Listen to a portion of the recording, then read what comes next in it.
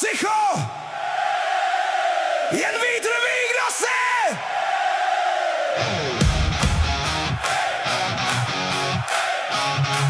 V mlze kráčím bez jmen a tváří, noc mě kryje, vaří ve mně krev.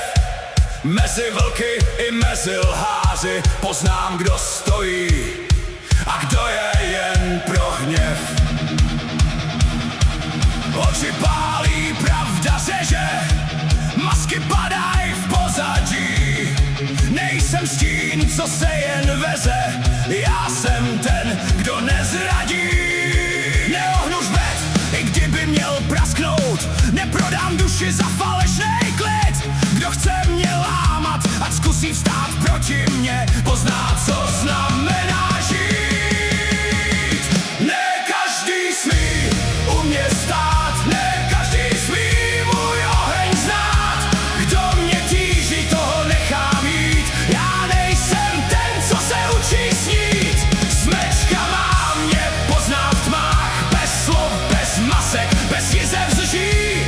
Radši sám, než ztratit tvář, vlk nikdy nekleká.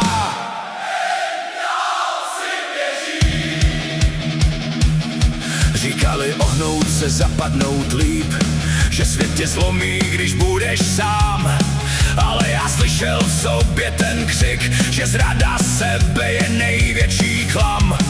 Radši chlad než falešný teplo, radši boj než prázdnej smích. Nejsem kus, co někdo slepil, já jsem síla v kostech svých.